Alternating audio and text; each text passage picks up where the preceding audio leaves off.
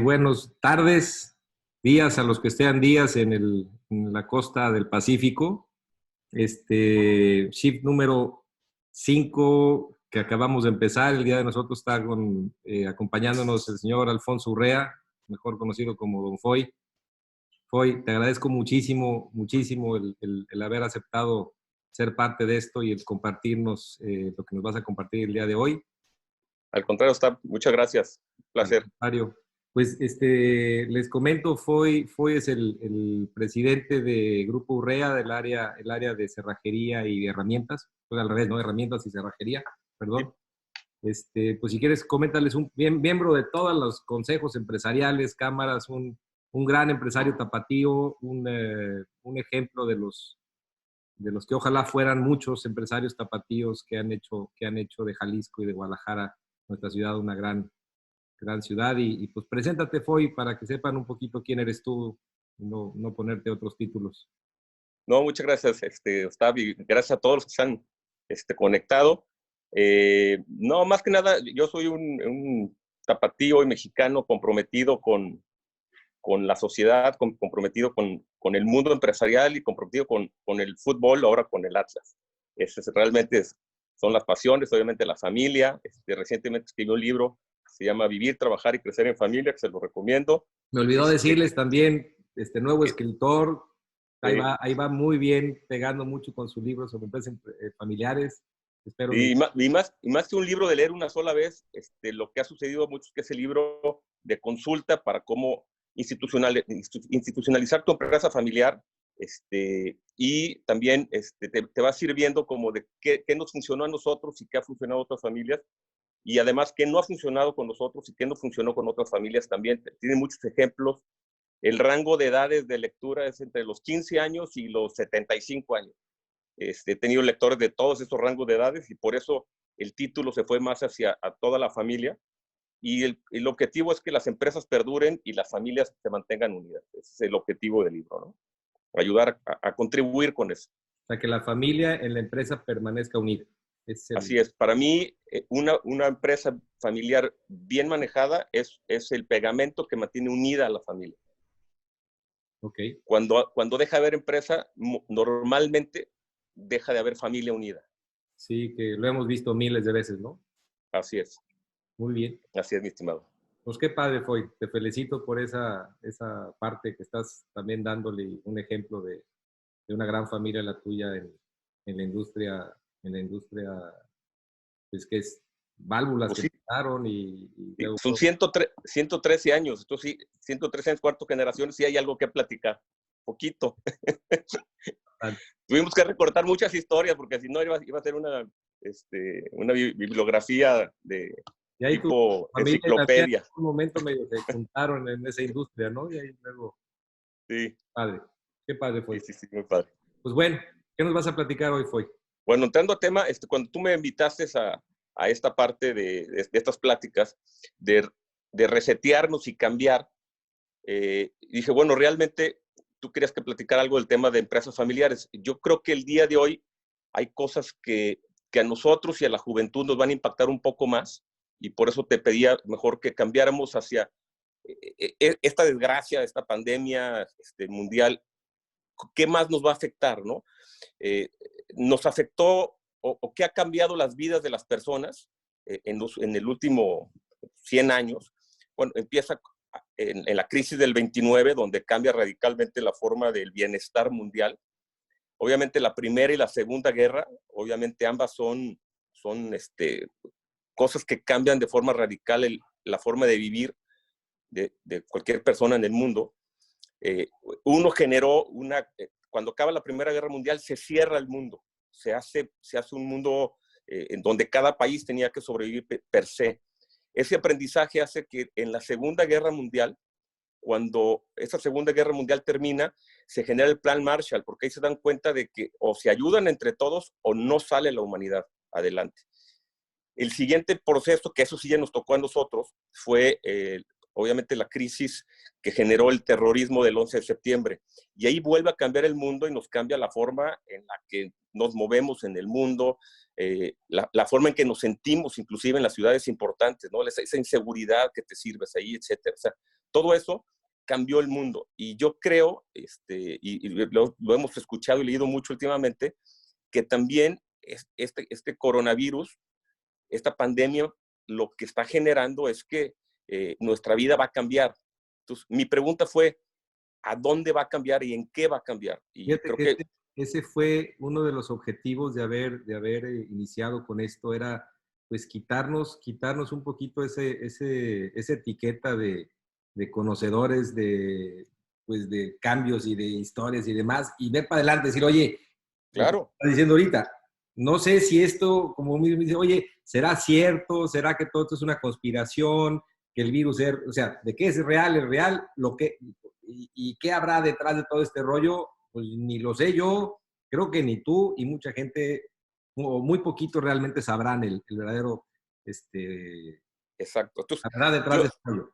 Pero de que el rollo aquí para adelante va a ser totalmente diferente o va a cambiar en algo, eso no entra a tela de juicio, ¿no? exacto, no nos queda la menor duda que va a cambiar. Entonces, mi pregunta fue, ok, en esta invitación que me haces, ¿qué creo yo que va a cambiar? Y creo que principalmente lo que va a cambiar es todo lo que es, como veíamos, las cadenas de suministro mundiales y lo que fue la tendencia de los últimos 30 años, que fue hacia la globalización. Es decir, la globalización finalmente lo que quiso hacer desde los 80s fue romper esa protección que tenían los países de yo produzco todo lo que yo necesito y solamente dejo que entren a mi país ciertos productos o ciertos servicios en los que, por un lado, no son fundamentales, por otro lado, les voy a cobrar muchísimo tarifa de impuesto de importación, etcétera. Entonces, eso generó una protección que finalmente iba con una base muy clara, que era, cada país produce todo lo que necesite básico y lo demás, pues habrá ciertas excepciones que se cambian. En los 80s empieza totalmente una nueva lectura del mundo, que fue, vamos a globalizarnos. Y globalizarnos finalmente fue decir, ¿por qué todos tienen que producir de todo? Si hay unos mejores para producir algo y otros mejores para producir otra cosa. Y entonces, si Estados Unidos es mejor para producir coches, bueno, entonces que produzca coches en Estados Unidos, y si México es bueno para el tomate, bueno, pues México va a hacer todos los tomates para Estados Unidos. Ese tipo de decisiones fueron las que se creyeron teóricamente que iba a pasar en el mundo cuando se hiciera la globalización. Cada país iba a generar el mejor productor en algo, o algunos mejores productores de algo, y otros íbamos a dejarlo de hacer, pero íbamos a ser productores de otra cosa. Esa fue la teoría, ¿no? El gran problema que pasó en el real, o sea, la realidad de estos 30 años fue que, primero, mucho más grande, yo creo que lo que cualquier gente esperó. Hoy 50% del comercio es un comercio mundial, es decir, productos que se fabrican en un lugar y terminan en otro, e incluso hay cerca del 30% de los productos que una parte se produce en un país, otra en otra, y el producto se termina en otra. Entonces, esa globalización en un principio obviamente no se pensó, creo yo, que llegara a esos niveles. ¿Por qué creo que llegó a esos niveles? Porque el mundo y la gente, y sobre todo los americanos y los europeos, que son los principales impulsores de este mundo global, creo que lo que no se dieron cuenta es que podía haber jugadores que hicieran trampa, ¿no? Y claramente nos estamos refiriendo al país que más trampa hizo, que fue el ganador de estos 30 años, que se llama China. ¿Y por qué hizo trampa? Bueno, a mí me tocó ir en 1987 a China. En 1987 estamos hablando realmente cerrado, un país que era comunista al 100%, que tú entrabas ahí y estabas totalmente sumergido a lo que el gobierno chino pensara de ti, a qué hotel llegas, cómo te vas a vestir, todo era ahí. Y si tú en ese entonces, que eran los comienzos de esta globalización, me hubieras dicho después de mi viaje a China a ver fábricas, me hubieras dicho que China se iba a convertir en la fábrica del mundo, ¿no? O sea, que el 30% de la producción mundial, del PIB de producción mundial iba a ser China, yo me hubiera muerto de risa. O sea, creo que no vi lo que pasó. Pero ¿por qué sí lo logró China? ¿Por qué logró China ser dominante en la manufactura mundial? Creo que esas trampas de te doy materia prima más barata que cualquier otro lugar en el mundo, o sea, te subsidio la materia prima, te doy una mano de obra extremadamente barata y que sobraba, pues, gente en exceso, y algo que otros países no hicieron, gracias a Dios, pero China lo hizo de una forma bestial, que fue apoyar o impulsar vía un rebate a las exportaciones. Es decir, países como México cobrábamos un impuesto de importación por traer productos a México. China lo que hacía es, te pago un rebate por lo que exportes. O sea, regresaba. Claro, entonces a cada fábrica le decía, ¿tú cuánto exportaste? Sus $100,000, ahí te van $20,000 de regreso. Muchos fabricantes, la única forma de que hacían utilidades era, vendo a costo y con el 20% que me va a devolver mi gobierno por exportar, yo ya tengo mi utilidad. ¿Eso era nada más para manufactura o para comercialización también?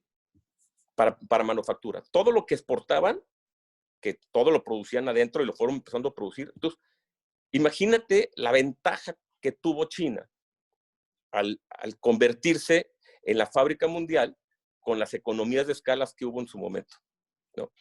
Entonces, obviamente,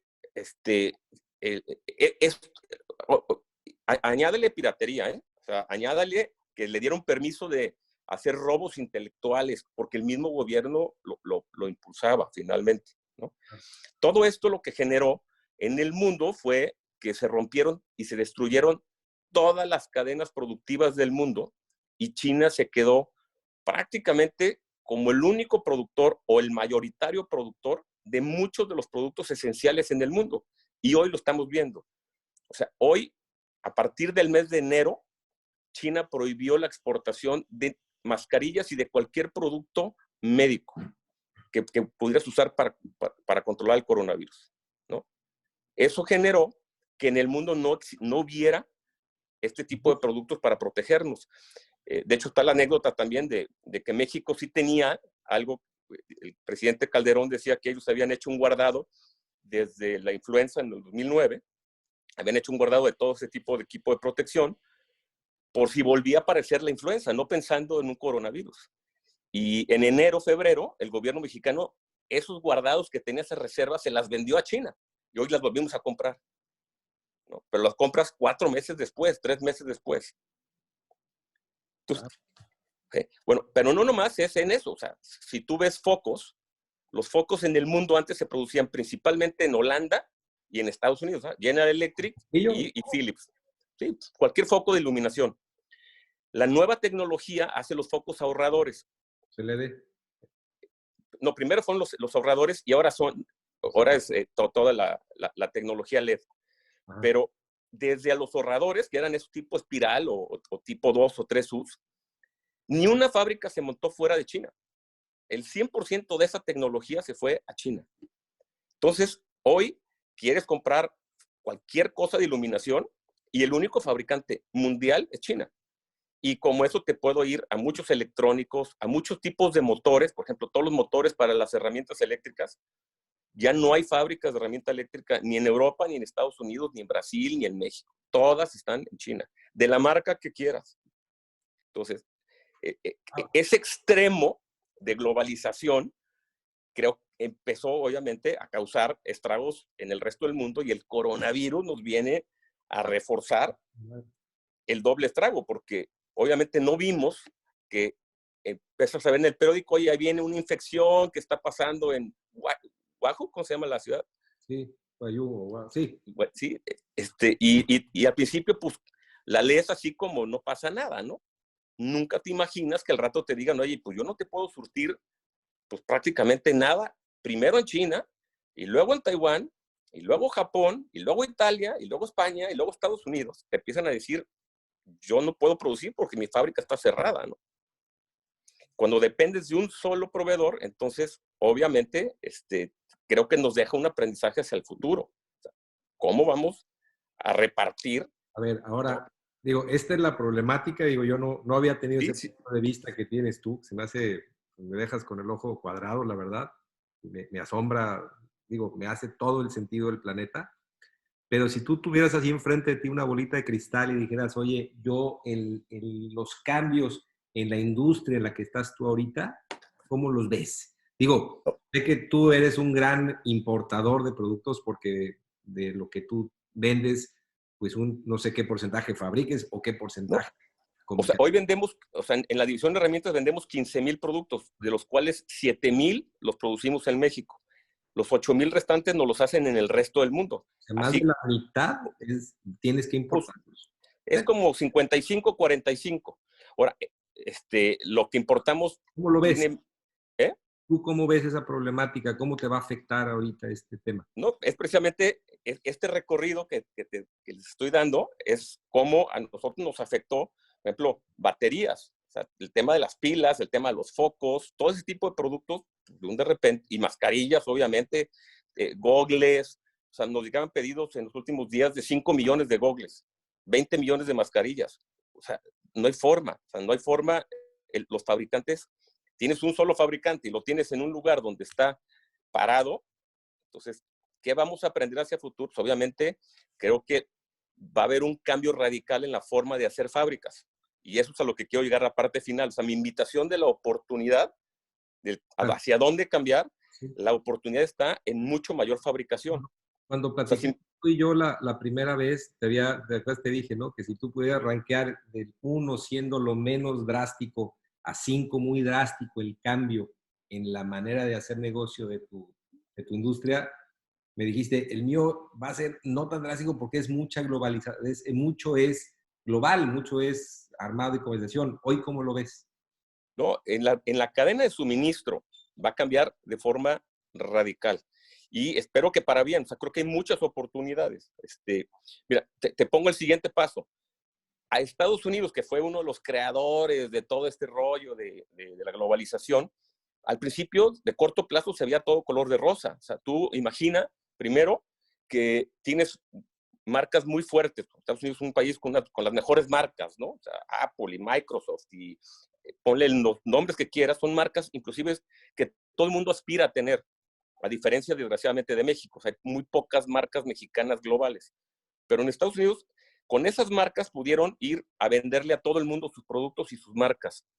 Con un financiamiento muy barato, pudieron comprar a muchos competidores en el resto del mundo con ese financiamiento que tú que vives allá, sabes que el acceso al financiamiento es sumamente bajo. Esto les permitió, además, tener un periodo de inflación con crecimiento. Es rarísimo. En la historia, de 30 años para atrás, el gran problema en Estados Unidos, pasaba en el resto del mundo, pero está enfocado en Estados Unidos, es que cada que crecían, saturaban la capacidad de manufactura y por lo tanto subían precios los fabricantes. Y por lo tanto, al subir precios, generaban inflación. Y por eso tenían otra vez que hacerle un frenón y subir las tasas de interés para volver a frenar la economía. Y se la pasaban empujando y frenando la economía. Esta apertura y estos principalmente precios de China, y hay que decirlo, y algo México que contribuyó con muchas de sus maquiladoras, contribuimos a que no hubiera inflación en los Estados Unidos. Entonces les generamos, Estados Unidos con esta idea de la globalización, generó mucho crecimiento por 30 años con muy poca inflación, con muy poco costo del dinero. Entonces, por eso ha sido un periodo tan productivo en los Estados Unidos. De mucha bonanza a Estados Unidos, ¿no? Exacto. ¿Qué problema le generó? Un déficit comercial enorme. O sea, importa ya a Estados Unidos mucho más de lo que exporta. Muchos de ellos mismos, lo vemos en los coches mexicanos, por ejemplo. O sea, General Motors nos manda partes a México, nosotros ensamblamos el coche en México, lo mandamos de regreso a Estados Unidos y cuenta como importación americana. Ahora, ¿dónde queda la utilidad? La utilidad queda en General Motors, Estados Unidos, ¿no? Entonces, no importa dónde se fabricó. Claro. Finalmente, quien está generando valor, quien está agregando valor y quien está generando utilidades son los Estados Unidos. De todos modos, cuando llega Trump, Por añadidura, una generación de empleos y de industrias colaterales y todo lo que nos puede sí, o sea, pagar en la pasada, ¿no? exactamente. O sea, si, digamos, si el coche cuesta 100 pesos, en México se quedan 15 y los 85 restantes en los Estados Unidos, ¿no? Pero obviamente a México le llegaron 15 que antes no había. O Claro. sea, en ese sentido. Pero Estados Unidos sí, y cuando llega Trump ve un déficit comercial enorme y es lo primero que critica en su campaña, Y por eso el primero que de nuevo vuelve a ponerle un freno a la globalización son los Estados Unidos, haciendo esta guerra comercial, poniendo impuestos de importación a muchos productos chinos, ¿no? Yo creo que también es la primera vez que Estados Unidos dice, oye, este juego que hace 30 años empezó, tú no lo estás jugando con las reglas parejas. Ya subsidian menos, pero de todas formas, ya su mano de obra cuesta más, ya ha subido mucho los sueldos en China, sobre todo en la parte de la costa, pero tú no estás jugando parejo en, con todo el tema de las patentes, o de la propiedad intelectual, no estás jugando parejo todavía con algunos incentivos que das, con materias primas que subsidias, etcétera. Tú estás obligando, y obviamente con el valor del yuan, ¿no? O sea, también como han jugado con la moneda. Eso va a hacer que sea un poquito más pareja la guerra que como había sido en el pasado. Ahora, en México, ¿qué pasó con todo este rollo? Primero, el proceso de globalización en México fue muy mal planeado, como casi todo lo que hacen nuestros gobiernos, ¿no? No se preparó y no se analizó los efectos que iba a tener en todas las cadenas productivas. Entonces se quitaron los impuestos de importación a los productos terminados. Nosotros como chavos que nos tocó vivir eso, éramos felices, ¿no? Porque antes no podías comprar un Milky Way y de repente tenías Milky Way aquí. El problema de eso es que si abres al producto terminado, pero no has resuelto todos los problemas que hay atrás para fabricar en México, pongamos alguien que fabrica también chocolates, pues a lo mejor tenía que importar cacao y pagar los impuestos del cacao. Entonces, una materia prima sí pagas impuestos, pero el producto terminado no.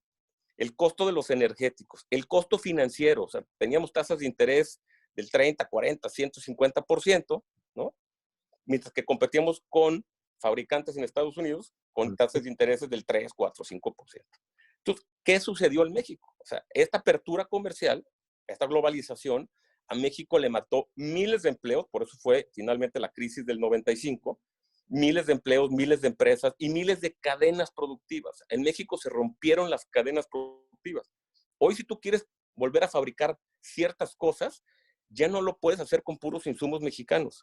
No sé, no estoy en el mundo de los zapatos, pero me supongo que si quieres fabricar zapatos tendrás que importar o la suela o la tela o la cinta o algo de otro país, o sea, porque ya se rompió esa cadena. Y tenemos una cadena que sí, se perdieron muchos empleos en la industria del zapato. Aquí perdimos a la empresa más grande de Jalisco, que era Calzado Canadá, pero es una industria que todavía vive, ¿no? En León, Guanajuato, todavía hay muchos zapateros. Pero hay muchas cadenas que ya están totalmente desarmadas. O sea, que si ahorita dices hay que volverlo a producir, tienes que empezar otra vez de cero. Bueno, ¿a qué voy con todo esto? Hoy, desgraciadamente, estamos medio cometiendo el mismo tipo de error, pues, ¿no? Otra vez estamos poniendo ciertos impuestos al acero, ciertos impuestos a las maderas, etcétera, y al producto terminal lo estamos dejando abierto. Pero las ventajas de México ya son otras. Entonces, si tú hoy te digo, vamos a traer fábricas de regreso de Asia a México, que ese es para mí, ahora sí, el punto que me preguntaron, o sea, ¿cuál es la oportunidad para México, para nosotros, gente que está en edad económicamente activa a tope, pero también para los chavos que ahí vienen, que eso para mí... Para la industria en la que estás tú en particular. Para la industria que estoy yo en particular, las oportunidades son enormes. Ya lo veíamos venir nosotros, porque esto ahora se le llama el nearshoring, ¿no? Todo este movimiento de la globalización generó el offshoring, ¿no? Hizo que muchos, y sobre todo me tocó ver en mi industria competidores que tenían fábricas muy padres en los Estados Unidos. Te voy a dar dos nombres, Vicegrip y otro que maquilaba todo, pero lo maquilaba en Estados Unidos, que era Craftsman, y dejaron de hacer marcas icónicas, cerraron las fábricas al 100 y toda esa producción se la llevaron a China con un maquilador. De hecho, nosotros compramos maquinaria de esas fábricas que se desmantelaron en los Estados Unidos. Sí. Fábricas que mantenían pueblos completos, o sea, porque normalmente en Estados Unidos las fábricas no están adentro de la ciudad, sino están como en los suburbios o en pueblitos de alrededor. Entonces, ahí mataron al 100%. ¿Qué sucedió? Pues que les dio mucho más utilidad a todos pues estas empresas que tenían sus fábricas que les costaban producir ahí 100 y de repente tenían un costo de producción de 70. Y sin tener gente, y sin tener, o sea, si tú lo ves de corto plazo, obviamente era una gran decisión. El problema hoy de largo plazo es que en Ahora, realidad... ¿tú crees que ahí, digo, ya es meternos en tema de política, pero los gobiernos deben haber dicho, oye, esto le va a dar en la madre a la población, déjame darte mayores incentivos, déjame darte apoyos, no sé, para que no le hayan dado en la madre a estas Bueno, poblaciones de tan es así que feos. hoy la estrategia de regionalización o nearshoring, que es ahora sí lo contrario a esa globalización o del offshoring, la primera pregunta que nos debemos hacer nosotros como mexicanos es, oye, ¿es más barato, o sea, fabricar en México que en Estados Unidos hoy? Hace 30 años, obviamente, hace 20 años, obviamente, hace 10 años, quizá, pero hoy, ok, ya no queremos depender, digamos, es un corporativo americano, ya no quiero depender de un fabricante en China, me lo voy a traer al nearshoring, México o Estados Unidos. No hay de otra, ¿no? Canadá no creo que sea mucha opción para eso. ¿Dónde lo pongo? A ver, impuestos. ¿Cuánto pago de impuestos en Texas? 25% al impuesto a la utilidad. ¿Cuánto pago en México? 35%. Oye, ¿cuánto me cuesta la energía? El gas, Pero la la mano energía de obra, eléctrica, ¿no? Es lo que acá, lo que en Estados Unidos les da la madre, ¿no? Sí. ¿no? No, es mucho más barata que en México. O sea, hoy los costos energéticos, Estados Unidos hizo muy buen trabajo en bajar la energía, convertirse en el Puede primer ser la productor mano de obra mundial de petróleo. en el capital humano, la mano de obra, pues sí es mucho más económico en México, ¿no? A eso, pero ve, energía eléctrica, gas, toda la parte energéticos, Estados Unidos es número 1 del mundo, ya es el más barato del mundo. Impuestos se ha convertido, de hecho, Estados Unidos le decía paraísos fiscales a otros países, ¿no? A Uruguay, a Panamá y Panama Papers y todo. Bueno, ahora tienen impuestos por debajo de los Panama Papers, ¿no? Sí.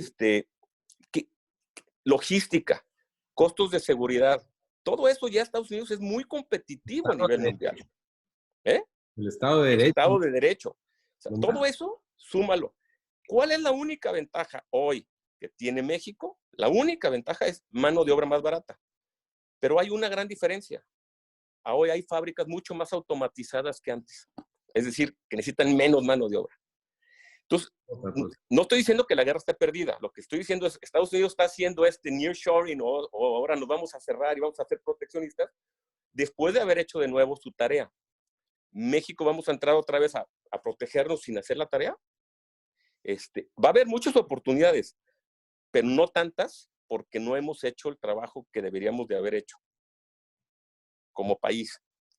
Ahora, como nosotros en lo personal, hace unos 5 o más años empezamos a ver que venía esta tendencia, el coronavirus lo está acelerando y desde hace un poquito, entre 5 y 10 años, cada año metemos una línea de producción nueva. Y este año tenemos 3 líneas de producción nuevas. Así lo vamos a acelerar, el proceso de nearshoring, o sea, traernos producción de algo que alguien nos fabrica hoy en algún lugar del mundo, ahora nosotros producirlo aquí. Ah. Y para mí ese es el mensaje final con el que quiero terminar. O sea, Oye, perdóname, tú sabes que yo ¿sí? soy neófito en la industria, yo entiendo el mobiliario, lo que yo sé hacer. Pero a ver, si te estoy queriendo entender o si la gente está entendiendo igual que yo, hay una nicho de oportunidad enorme porque si vas a hacer este nearshoring al cual haces mención, pues va a haber una oportunidad enorme. Digo, si va a haber falta de empleo y México o los países en vía de desarrollo como Colombia o como otros países quieren realmente sobresalir, pues la mano de obra posiblemente no sea la opción por lo que me comentas o por lo que estás comentando, pero a lo mejor la oportunidad de fabricar o de desarrollar tecnologías que apoyen a esta mecanización o a esta transformación tecnológica de toda esa cadena de producción de insumo puede ser la salida. Digo, estoy en mi No, propio, claro, que no sé si lo veas así. por, por supuesto, es parte, exactamente. O sea, hay miles de oportunidades. No vamos a tener tantas y ni van a estar tan fáciles por este trabajo que Estados Unidos ha hecho. Pero de que se viene el traerte manufactura de otros países y principalmente de Asia a México, eso es clave.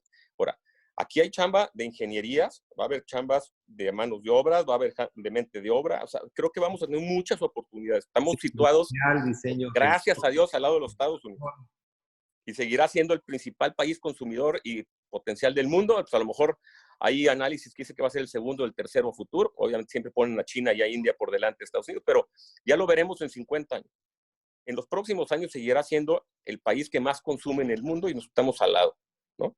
Pues, ¿qué cosas veo como debilidades? Una es, hemos perdido, y afortunadamente tengo mucho contacto con jóvenes, y siento que hemos perdido el sentido de la manufactura. Y deja ver, decirte por qué voy para allá.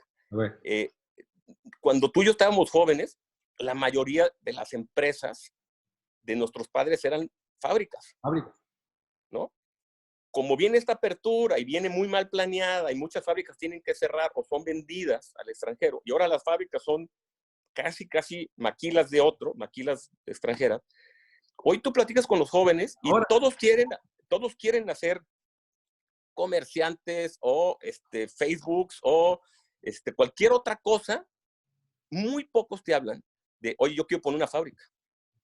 Entonces, necesitamos volver a enamorar y a preparar a nuestra juventud, a las siguientes generaciones, porque perdieron ese amor que tú le tenías a la fábrica porque ibas a la fábrica, ¿no? Y entonces, cuando te decían, ¿tú qué vas a hacer? Pues, fabricante. Hoy es muy raro que un joven me diga, ¿qué quiere ser el futuro? Fabricante, yo quiero fabricar X cosa. Estuve inclusive algún tiempo ayudando en Endeavor a jóvenes emprendedores, en GDL Startup, etcétera. Y no, yo creo que el 1% de las ideas son de fabricar algo. Normalmente es de crear un servicio, de crear una comercialización, de importar algo. O sea, eso sí, todo el mundo quiere importar y comercializar y crear, pero producir y crear una marca propia, en ese sentido sí siento que necesitamos recuperar esa vocación. Sí, se oye increíble la idea de volver a enamorar hacia la manufactura, como lo dices, pero también se te viene a la yugular el tema laboral. Digo, lo oímos por todos lados en México y digo, no es echarle más piedritas al frasco, pero pues tú sabes que todo el tema laboral en México siempre favorece al trabajador y siempre todo el tema de meterte en el tema de generación de empleo, pues no te lo reconocen como tal. O sea, no sé si... Sí, o sea, pues digo, creo que no hemos hecho la tarea, y ahí iba, ¿no? Hubo varias reformas. Es el cambio también de gobierno, es el cambio también de las autoridades en torno a apoyar al fabricante, apoyar al desarrollador, apoyar al constructor, apoyar al que está haciendo esta iniciativa de fabricar otra vez. Exactamente. Hubo varias reformas que iban a tratar de apoyar esto. Desgraciadamente, pues unas se echaron para atrás, otras nunca las llegaron a implementar, etcétera. Entonces, ¿cuál es la solución? Pero va a haber la oportunidad. Mira, ahí te va otra anécdota y creo que hoy va a venir mucha. Una de las empresas más grandes tapatías es Siderúrgica Guadalajara. Siderúrgica Guadalajara nace de un cambio en el tipo de producción. En el mundo se fabricaba el acero con grandes acereras. Tú tenías que hacer una inversión bestial para tener una acerera. En Alemania desarrollan una nueva tipo de fundidora que se llama Mini-Mill, o sea, una acerera chiquita. Esta acerera chiquita es la que traen a Guadalajara y generan Compañía Siderúrgica de Guadalajara, que fue, y a lo mejor hoy si fuera standalone, o sea, si no fuera parte del corporativo CH, de Industria CH, sería quizá la empresa más grande de Jalisco, o de las 5 más grandes. Fue una mini-mill, o sea, una mini fundición. Creo que eso viene en muchas otras cosas. Por ejemplo, hay una empresa que se llama Local Motors, que está haciendo empresas más chicas para hacer automóviles. Con $5 millones puedes hacer ya una fábrica una impresora 3D, imprimas un automóvil. Desafortunadamente ahorita no es para andar en la calle, sino es para estar en parques cerrados, aeropuertos, etcétera. Pero ya tienes una mini fábrica local. Y a mí me encanta esa parte que siempre nos han dicho, ¿no? Piensa global, pero actúa local. Creo que ahí viene. O sea, ya la economía de escala para ser productivo ya con la automatización y con las nuevas tecnologías, ya no es tan válido. Entonces viene una gran oportunidad de hacer muchas fábricas chicas de lo que quieras. Inclusive, mira, lo vemos también en la gripe aviar que hubo aquí, ¿no? Que hubo una gran cantidad de gallinas muertas. Tenían todas, las granjas que tenían todas las gallinas en un mismo lugar, murieron todas sus gallinas. Quien tenía repartidas en muchos lugares, y fuera sobre todo de los altos de Jalisco, no tuvieron ningún problema con la gripe aviar. Entonces, es otra aprendizaje de que ya no hay que hacer fabricotas, hay que hacer mini fábricas de muchas cosas para que actúen local. Y además te ayuda que si se cierra una por cualquier cosa, tienes la otra. Creo que esa es la nueva tendencia que viene. Viene una tendencia a regionalizar y actuar muy local. Ya no es necesaria la economía de escala. Y aquí vienen, otra vez, insisto, miles de preguntas. O sea, México ya es un gran fabricante de automóviles. ¿Qué porcentaje de esos automóviles tienen partes hechas en México? Muy pocas. Ahí tenemos una súper oportunidad. Viene todo un tema aeroespacial. ¿Cuántas partes de un avión lo fabricamos en México? Y televisiones, somos del país que más ensambla televisiones. Creo que ni un componente es mexicano. Así, o sea, hay muchas cadenas en donde nos podemos, automotrices, agroindustriales, etcétera, aeroespaciales, que nos podemos incrustar. Entonces, pero sí necesitamos recuperar el que nuestros jóvenes vean manufacturar como una oportunidad, porque ahí se agrega mucho valor. Ahora, no me quiero ir nada más con el tema, aunque es una plática de globalización y de cadenas productivas, creo que también en servicios hay muchísimas oportunidades. Por ejemplo, ¿cuántos aviones hay parados hoy en el mundo que transportaban personas? Todos. Bueno. ¿Cuántos de esos aviones se pueden hoy rentar para transportar materiales?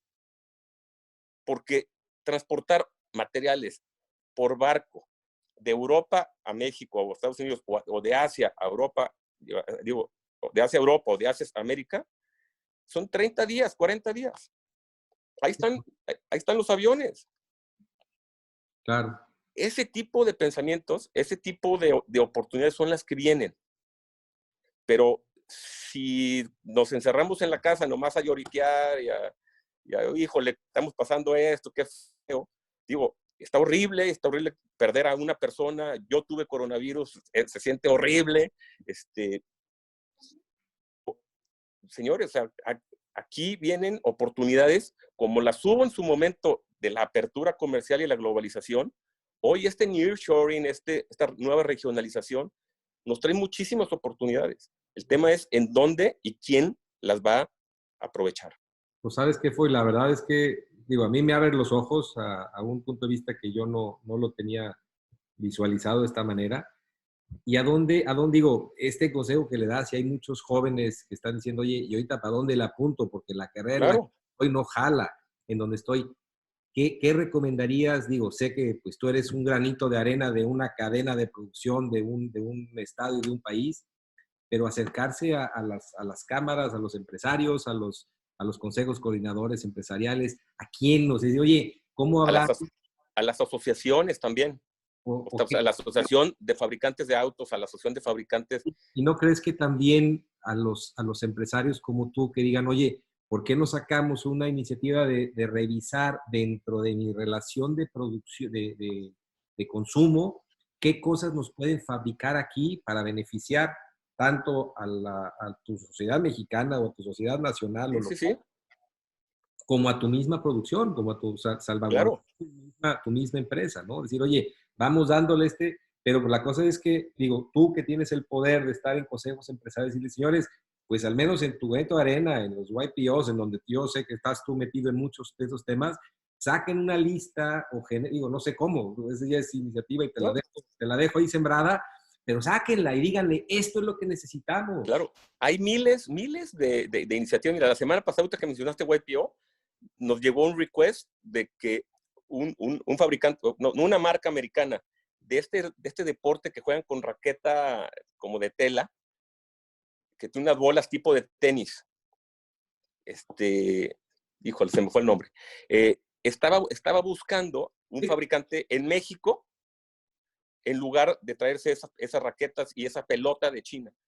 me acordé que tienes un amigo, Juan Ortiz, que tiene una fábrica de pelotas de tenis, yo lo contacté y ya está viendo cómo le maquila esas pelotas de tenis. Marcos Dau, que creo que está ahí en el chat, me comentó un día, oye, compré otra vez, fíjate, mismo ejemplo, una fundidora de hierro nodular. Nosotros en la división válvulas teníamos una fundidora muy grande de hierro nodular. Tienes que hacer una fabricota, una gran inversión. Ahora, Marco compró una máquina, no sé la inversión, pero bastante pequeña para poder hacer cualquier tipo de inyección en hierro nodular. Entonces, estamos tratando de que la llave Stilson, la típica que todo el mundo usa, la llave Patú en sus casas, el mango lo podamos fundir aquí. Porque ahorita lo único que importa es el mango y todo lo demás lo hacemos aquí en México y lo ensamblamos aquí. Nos faltaría ahí nomás hacer el mango para tener una llave mexicana. Entonces, obviamente, todo esto creo que se empieza a generar. Hablar de eso hace todavía 5 años, creo que era casi imposible. O sea, la mentalidad que teníamos ya en México era pues, prácticamente nadie se metía a hacer una nueva producción. Y hoy está cambiando de forma radical. Y yo espero que esto del coronavirus, que es una gran desgracia, se convierta a futuro en la parte económica en una gran oportunidad para las nuevas generaciones, abriéndose una nueva ventana que creo que hoy está cerrada en sus mentes, que es ¿qué puedo producir? Y Pero claro, hay que ir a asociaciones, hay que ir a cámaras, hay que ir voy a hablar desde el otro lado de la barrera de la que estás tú en esos consejos empresariales y pues yo sé que tenemos amigos en gobierno como Pablo Lemus y digo, nuestros gobiernos locales que son amigos nuestros desde jóvenes.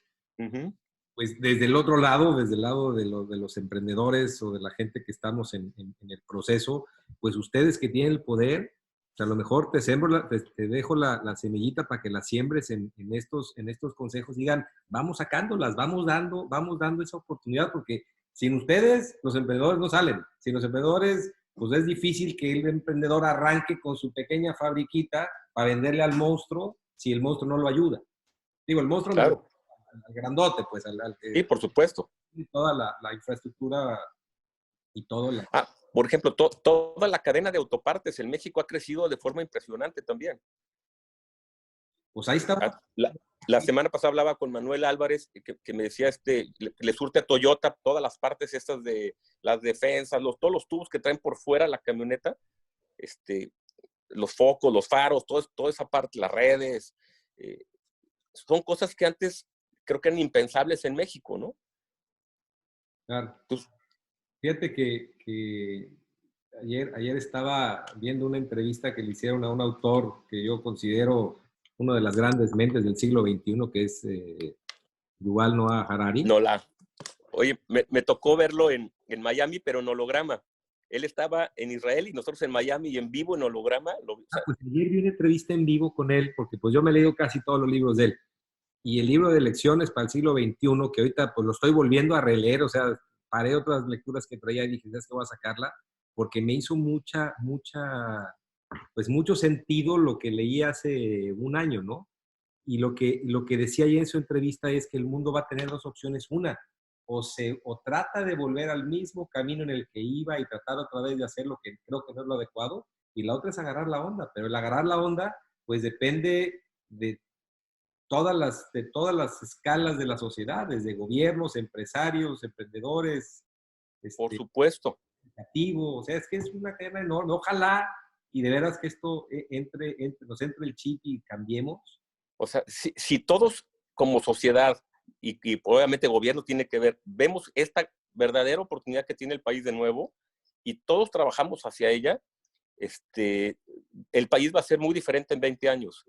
Si se nos va esta ola y todo nearshoring y toda regionalización nos la gana el mismo Estados Unidos, o sea, a lo que quiero decir con esto es, el enemigo fue China, hoy el enemigo es Estados Unidos. Yo aquí es el amigo y el enemigo. Yo aquí lo he escuchado y he oído mucho que dicen, si México se pone las pilas y se da cuenta de la oportunidad en la que está, México va a cambiar, independientemente de los gobiernos que tengamos, que eso no es un tema que vamos a entrar, pero independientemente de eso, México, si agarra la onda de lo que está pasando, puede darse una levantada inmensa, inmensa Ujú. por la manufactura que se va a venir a México, ¿no? Digo, allá a México. Entonces, comparado con el 95, ¿qué cosas sí tenemos ya bien? Bueno, no es mexicana, pero ya cuando menos la banca nos da acceso a créditos distintos a los que teníamos en el 95 a tasas, el costo de dinero es mucho menor. Algunas de los monopolios caros, algunos se mejoraron, ¿no? O sea, ya toda la parte de telecomunicaciones ya tiene otro nivel de precios. O sea, sí hemos tenido ciertos avances. Lo que no podemos permitir es volver a tropezar con la misma piedra, porque el que tropieza con la misma piedra pues, empieza a romper también su respuesta, ¿no? Y sí he visto de nuevo impuestos a las materias primas, dices, no pueden ser, o sea, no podemos volver a caer en eso. Obviamente todo el tema de atacar la inversión, ¿no? Lo de Constellation Brands, ese tipo de cosas, lo único que hace va a espantar a estas cadenas productivas que han dicho, ¿y para qué me pongo en México? Entonces, tiene que cambiar mucho, nosotros tenemos que cambiar mucho, nuestra juventud tiene que cambiar mucho, a ver esta oportunidad, pero sí necesitamos en la parte de economía del gobierno, que el gobierno también vea esta gran oportunidad que tiene el país. Si no, en 40 años vamos a arrepentir, vamos a decir, se nos fue la ola. Si te fijas, el PIB de Estados Unidos industrial ha crecido en los últimos, antes del coronavirus, estaba creciendo y México ya no. Siempre íbamos a la par y ya nos separamos. Esa separación, para mí, se explica exactamente en que ya está regresando la manufactura a los Estados Unidos y no a México. Y yo lo vi en mi sector, o sea, 2 fábricas ya se volvieron a instalar en los Estados Unidos. Una en México y 2 en Estados Unidos de mi sector. Ah, Entonces, hoy, pues, debería haber sido al revés, debería haber sido 2 fábricas en México y una en Estados Unidos. Hay que hacer nuestra tarea. pues La oportunidad ahí está. digo, me dejas con la boca abierta en muchas cosas que no lo tenía, como te dije, lo vuelvo a repetir, visualizado así. Y me llama la atención que de los shifts que hemos hecho, eres el que más espectadores ha tenido. Llegaste al límite de los que tengo contratados en el Zoom. De todos modos, esto va ¿Permiso? a... Y no pregunta Ah, nadie, gracias, Oscar. no pregunta a nadie. Yo creo que nos tienes así, que al menos a mí en lo personal, te quiero hacer una pregunta que te hace Javier Padilla. Saludo al buen Javier. Sí, mi partner. Hoy, yo sé que es tu partner del golf. Con la regionalización que mencionas, ¿crees que empiezan a hacer bloques mundiales entre países para fabricar regionalmente y autoabastecerse? O sea, van a Sí, ver. por supuesto. Por supuesto. Y la región más exitosa del mundo que ha sido Señor, que sabe el todo. NAFTA, o sea, el TECMEC. O sea, nosotros estamos en el mejor tratado, el tratado que mejor ha funcionado de todos. Así le ha llamado Trump el peor tratado del mundo y todo. Es el mejor tratado que ha existido en el mundo, es la mejor región y estamos en ella. Y tenemos que aprovecharla más. Yo creo que sí la hemos, en cierta forma, medio desaprovechado. Pero ahí está, siempre hay una segunda oportunidad. El nuevo TECMEC trae más regionalización inclusive. Es decir, ahorita con producir el coche en México, no, lo puedes mandar a Estados Unidos sin pagar impuestos. Ahora, si no tiene un porcentaje de sus partes o de su costo hecho en México, no lo puedes exportar o tienes que pagar impuestos de importación para enviar el coche a Estados Unidos. O sea, yo creo también que viene un fortalecimiento de estos bloques, no nomás por países, sino por bloques también. Y hay que aprovechar que estamos en el bloque principal del mundo. Muy bien. A ver, aquí hay otra que me dicen, tomando en cuenta las acciones del gobierno actual, ¿tienes algún temor respecto a este cambio o evolución del que hablas? No, mi temor es que lo dejemos pasar, que se nos vaya. Porque sí tenemos todavía costos que no hemos hecho la tarea. Estábamos haciendo la tarea en energía y ahora no, que toda la energía tiene que ser otra vez fósil. O sea, con energía fósil. O sea, no puede ser, es mucho más barata la energía a la larga, de largo plazo. Senadores de Mexicali. Exacto. O sea, ya olvídate de lo ecológico, ¿no? O sea, si estamos hablando de un tema puramente económico, bueno, es increíble que no queramos ir hacia allá, cuando Estados Unidos mismo ya lo hizo y por eso trae una ventaja fuerte en el costos energéticos allá, ¿no? Lo mismo del fracking. Ya Estados Unidos se convirtió por el fracking en el número 1 productor del mundo de petróleo. O sea, ya no necesita importar de nadie. Por eso se han caído los precios donde se ha caído. O sea, imagínate que el principal productor de algo de repente te diga, el principal comprador y consumidor de algo, te digo de repente, oye, pues yo ya no te necesito, gracias. De hecho, yo estoy en Houston, y aquí, pues aquí es la meca, el petróleo, y Entonces, aquí estamos pagando precios de 1.80 el galón. claro, hicieron su tarea. Ahora, ¿yo qué haría como mexicano? O sea, si tuviera tantito poder en el gobierno, obviamente hoy no me conviene ni producir ni petróleo, ni gasolina, ni gas. Lo compro todo ahorita. O sea, otra vez, tú como empresario, tu chamarra te cuesta, si tú la produces 100 pesos, y si la compras terminada te cuesta 80, ¿la produces o la compras? La compras, Claro. ¿no? Ah, no, estamos ahí invirtiendo un dineral para producir chamarras en 120. O sea, es absurdo, ¿no? ¿Tú crees que el gobierno federal va a apoyar las oportunidades? Yo cuando empezó este gobierno nos invitaron a Los Pinos a hablar con Poncho Romo y exactamente el statement que te comento de decir, oigan, no vayan a cometer el error del 94 cuando abrieron las materias primas y digo, abrieron las materias primas y dejaron los impuestos a los productos terminados. Y Poncho, su contestación, creo que hay varios en el chat que me han estado mandando mensajes que estuvieron en esa reunión. No, claro, tienes toda la razón y lo apuntaron. A los 6 meses pusieron impuestos a la importación de todos los productos, fíjate, que se producen en Monterrey en escala masiva, ¿no? Como el acero. O sea, entonces resulta que caen en las mismas pues, prácticas de proteger a las empresas amigas o a las empresas y no proteger cadenas completas, que es lo de la plática. Esa es una. La otra, tuvimos una reunión, una oportunidad de estar con Arturo Herrera, el secretario de Hacienda, y Arturo le dijo, oye, ¿por qué ustedes no nos ven a nosotros como socios? O sea, ustedes tienen entre el 30 y el 35% de nuestras empresas. Hay empresas que no tenemos ningún socio que tenga más del 25%. Ustedes son los socios principales. ¿Por qué no nos hacen crecer? ¿Por qué no nos apoyan a exportar? ¿Por qué no nos apoyan? Y también te dicen sí, sí, sí, pero luego vienen sus acciones reales, ¿no? Entonces, sí veo complicado que entiendan, que este gobierno entienda que somos sus aliados, que somos sus principales motores de crecimiento y de ingresos para ellos, pero yo no me quedaría ahí. Ellos son de corto plazo, bueno, y espero que sean de muy corto. Nosotros tenemos que estar pensando en cómo va a ser este país en el 2040, en el 2050.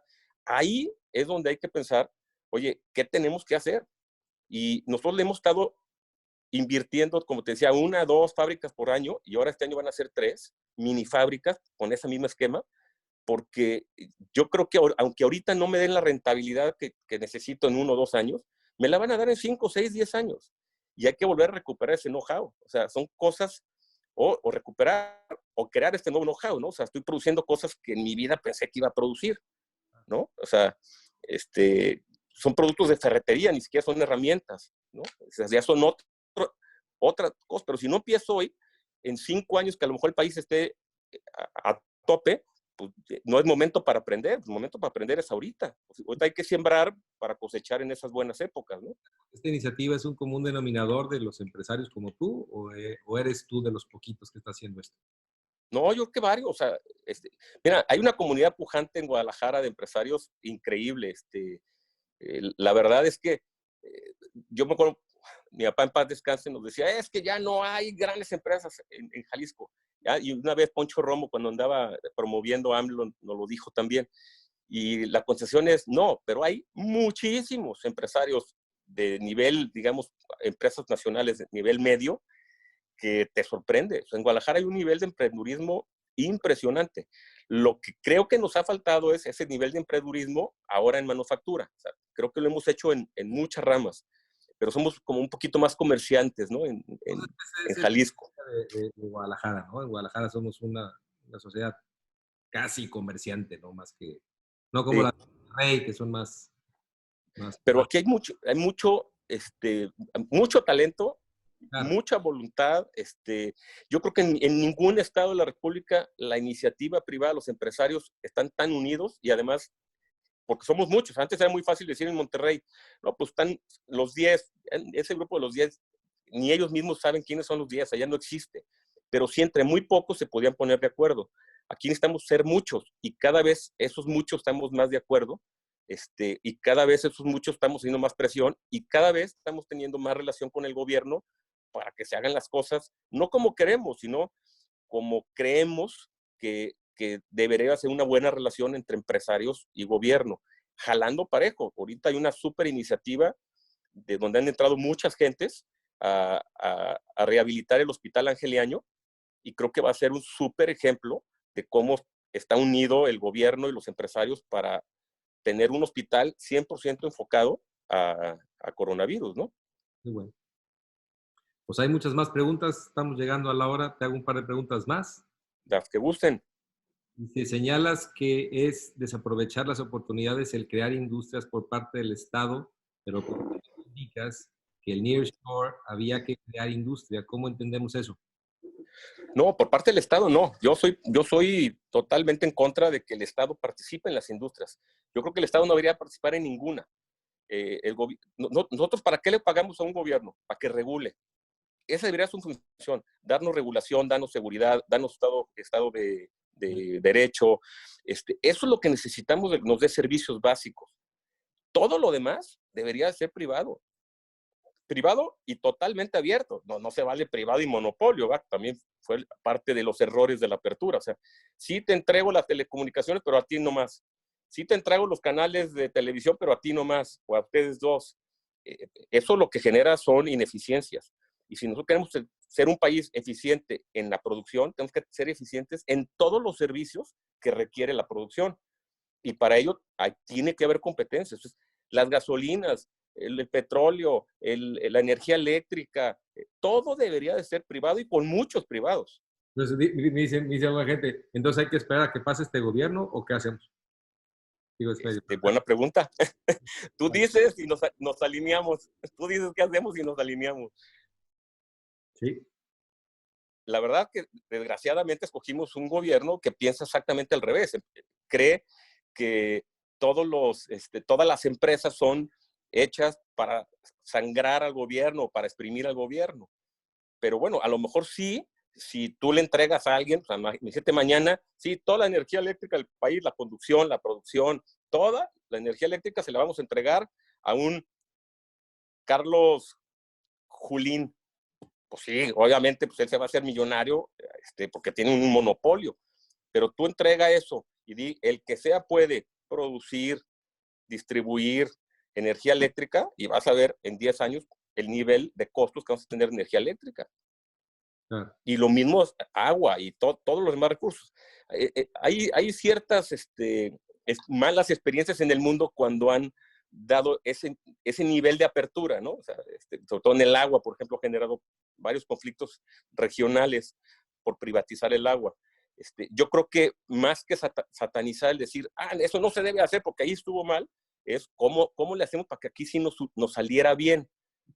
Pero bueno, creo que ahorita estamos hablando ahí de una gran utopía, cuando menos en los próximos 4 años. Interesante que nos hacen acá, dice, hablas muchas oportunidades de poder generar esta manufactura y las oportunidades de exportación, dice, después de la situación, o sería que los mexicanos o los países en desarrollo se enfoquen en la producción nacional para levantarnos o empezar a exportar para traer divisas. O sea, yo creo que cuando nuestros abuelos montaban una fábrica o una empresa, ellos pensaban, ¿qué le voy a vender a mis vecinos? ¿No? O sea, voy a poner una tortillería para los de aquí alrededor, una tintorería. Y luego creo que la siguiente generación pensó, bueno, ¿cómo le vendo a toda la ciudad o a todo el país, ¿no? Y nosotros, y más nuestros hijos, si vas a montar algo, pues piensa cómo le vas a vender al mundo. Bueno, cuando menos, ¿cómo le voy a vender a Estados Unidos? Pero si vas a montar algo de producción o de servicios y en tu mente no estás pensando en venderle al principal consumidor, que es tu vecino, creo que estás teniendo de entrada un error o estás pensando demasiado chico en tu lanzamiento. O sea, ¿cuál es el otro gran problema que tiene México? Es que no tiene marcas mundiales. O sea, ¿cuántas marcas te encuentras de México en el mundo? Que vayas caminando y mira, ahí está Cemex, mira, ahí está Bimbo, mira, ahí está Corona, tequilas, y de ahí más no tenemos marcas. Entonces, ¿qué nos hemos convertido? Pues en los maquiladores, en donde no generas tanto valor. Entonces, si yo tuviera que empezar de cero mañana, pensaría en qué producto, qué marca, qué servicio puedo realmente vender a todo el mundo. Y insisto, si no de menos, dentro del TLC. Pero ya no podemos pensar como los abuelos de cómo le vendo a mi vecino. O sea, eso ya no debe estar en nuestras mentalidades, ¿no? Y por eso también cuando montamos una empresa nueva, la montamos con los alambritos, no la montamos al 100 como debe ser para exportar. Pues sí, obviamente la mentalidad de exportación es clara. Y la otra cosa que, que ya la traigo muy en mente es eso. O sea, si yo quiero exportar a Estados Unidos, tengo que tener una base en los Estados Unidos. O sea, tengo que actuar local allá. Y actuar local es vender su moneda local, tener presencia local, tener gente local. No puedes mandar mexicanos a vender a Estados Unidos. No puedes, o sea, quieres vender en Colombia, tienes que ser local en Colombia. Quieres vender en Perú, tienes que ser local en Perú. Okay. Ya es otra parte del trade, de que yo te vendo y luego tú lo revendes y yo ya te exporté. Tú impórtalo y haz lo que quieras, también ya es un modelo obsoleto, muy obsoleto. Digo, sí vas a vender, pero tu Alianzas nivel de venta es... allá que hagan tu presencia, tu marca en su región.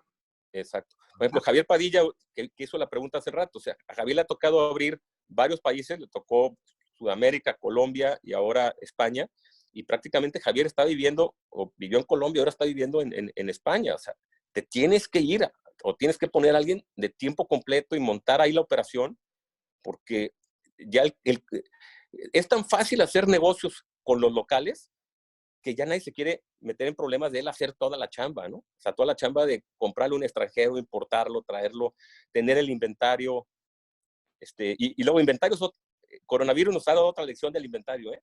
Los inventarios eran como muy penados, ¿no? O sea, de hecho, llegas a cualquier junta de consejo y lo primero es, hay mucho inventario, y en esta pandemia también nos enseña de que, oye, hubiéramos tenido más inventario. O como las grandes empresas, ¿no? Que tienen inventarios de sus proveedores en sus líneas de producción para no pagar hasta que los van utilizando. Sí, pero fíjate, hoy, si tú quieres arrancar en México las plantas ensambladoras de autos, necesitas a que primero arranquen las de China de partes y las de Estados Unidos de partes. O si son europeos los coches, las de Europa y las de China. Porque todos traen partes de China, o Taiwán, China, o sea, de Asia, Estados Unidos, los coches americanos. Y las marcas europeas de China, Asia y de Europa. Entonces, ya se acabaron las partes. O sea, ellos pararon antes de la contingencia en México porque ya estaba la contingencia en China. En Italia, el norte de Italia está especializado en autopartes de los coches europeos. Pararon mucho antes cuando empezó el coronavirus en el norte de Italia. Entonces, cuando estás así interconectados, cuando dices, oye, necesitamos tener manufactura más local, y depender de uno solo es algo que ya no debes, de tus partes y de tus productos terminados, pues ya no debes de hacer. Hay otra anécdota, tú que estás en el tema inmobiliario. Inditex ya no puede abrir tiendas este año, las va a tener que abrir hasta el año que entra porque no tiene producto. Ándale. O sea, todos los centros comerciales donde estaban poniendo las tiendas dijeron, oigan, este año no abras, hasta el año que entra, porque si abres no tengo qué producto que poner en tu tienda.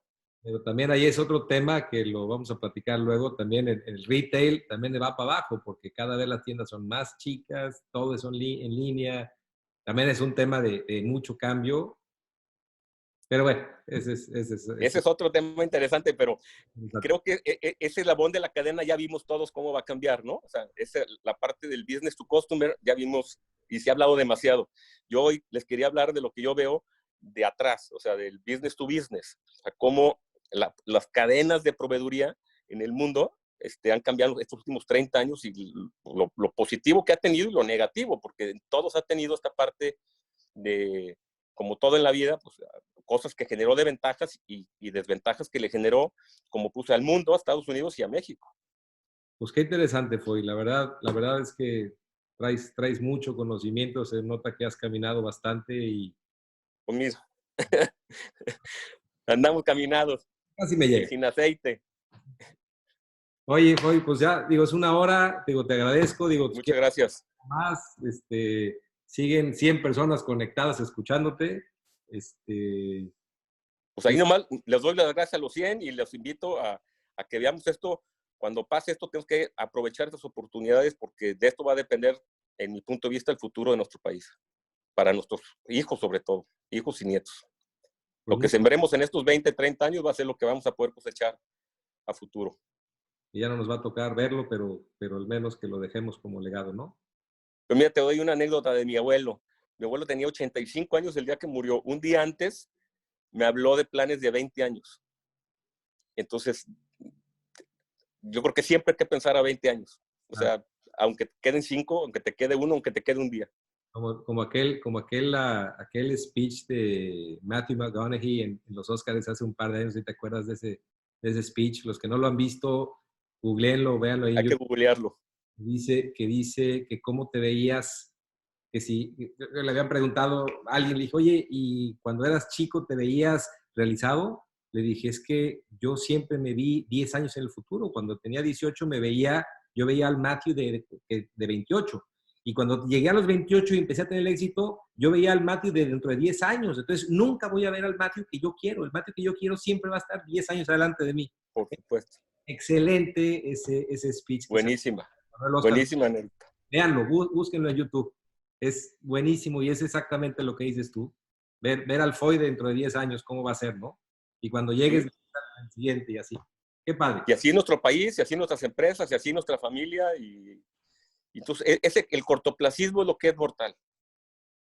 Así En la es. vida, y en los negocios, y en la familia, ver al día siguiente es, creo que es mortal. Y a veces en los gobiernos nos pasa mucho eso, desgraciadamente. Ven a sus 6 años o ven a los 2 años porque viene la elección de los diputados y tú están viendo aquí, ¿no? ¿Qué diferente sería que pudiéramos hacer que la parte política, la parte empresarial, la parte académica, siempre estuviera viendo cómo nos vemos, cómo nos queremos ver en 10, 20 años? Entonces, Cambiaría todo radicalmente. Por eso soy bastante enemigo del cortoplacismo. qué bueno fue. Pues qué gran ejemplo nos dejas. A mí en lo personal te lo agradezco muchísimo. Padrísima tu plática, padrísimo platicar contigo. Ojalá y nos echemos por ahí algún vino un día de estos para repetir y me sigas dando una buena lección Encantado, de todo lo que hemos aprendido en el camino, Chief. encantado, mi estimado Staff. Muchas gracias a ti y gracias a todos los que estuvieron atentos durante esta hora. Y cachito, ya es hora de comer. Voy a comer, voy a dar unos pequeños anuncios aquí. Órale. Si te tienes que ir ya, no abusar de tu... No, no, no, yo no. Más quiero platicarles, antes digo, agradecerle a Foy, digo, de verdad que súper padre. Nada más comentar que el día de mañana vamos a tener como invitado a Ariosto Manrique. Ariosto, además de ser un muy buen amigo mío, es un gran mercadólogo, sobre todo es un gran estadista. Él está en Baja California, miembro de todos los consejos empresariales, Coparmex, es ahora también, tiene un programa en televisión en Baja California.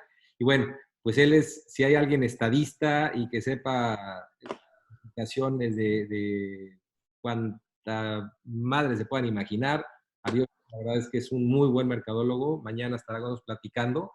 Y en esta semana también estará Jorge Ferráez, que es el editor y chief de la revista Líderes, que tú la debes de conocer, Foy.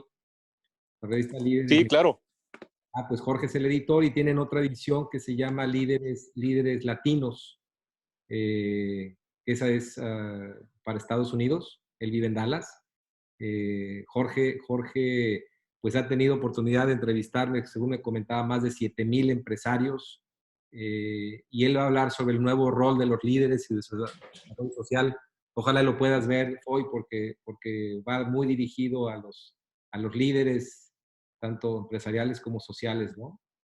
El 23 de abril estará Jim Toll, que es otro gran estadista exclusivamente para la industria inmobiliaria en México. Si alguien sabe lo que viene, lo que venía, lo que pasó y cómo va a venir las predicciones, ha sido Jim. Imagino que lo que venga, pues Jim debe tener algo de idea.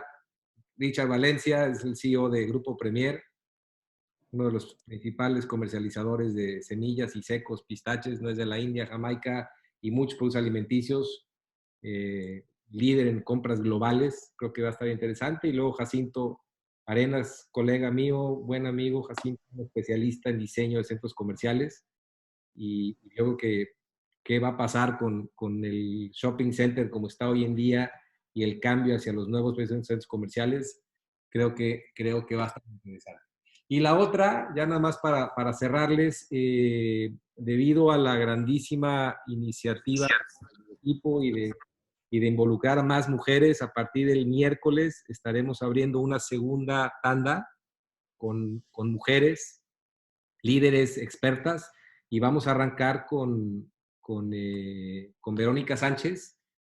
Vero es una speaker internacional, es una terapista de evolución y una despertadora de almas, como ella se define, ¿no?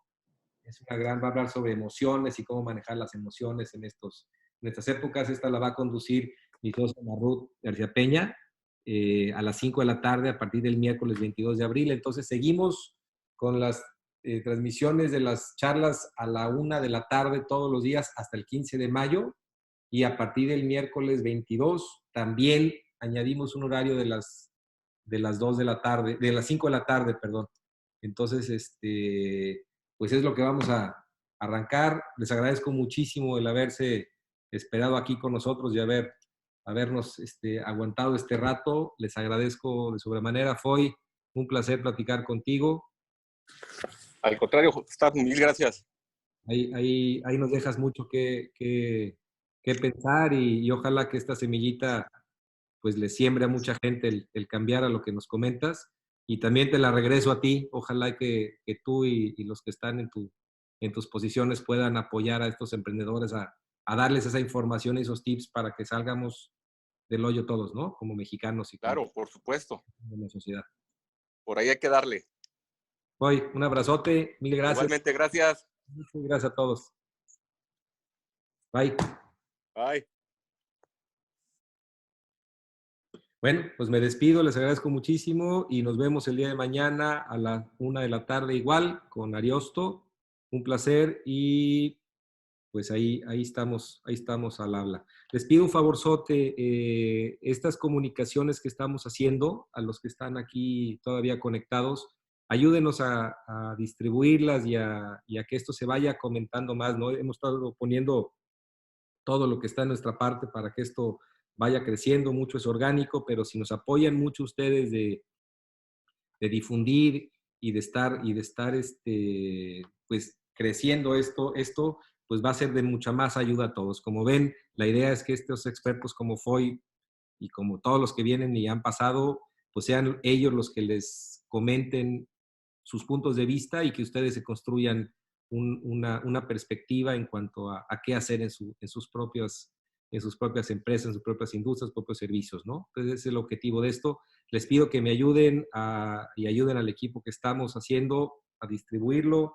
Mañana va a estar ya esta plática en línea en la página resetandshift.com. Ahí van a estar guardadas todas las pláticas hasta ahora. Cada día se van a ir sumando. Ayúdenos, como les digo, por favor, a difundir. Si pueden poner el hashtag resetandshift o el hashtag caring is sharing. Esto nos va a ayudar a que más gente vaya metiéndose. Recuerden poner en cualquier posteo que hagan de todo lo que estamos viendo aquí, poner el hashtag Reset and Shift. Y con eso contribuimos a que esto se vaya creciendo y le vaya llegando a más gente. Bueno, pues un placer. Provecho a los que vamos a comer y Dios los bendiga. Bye.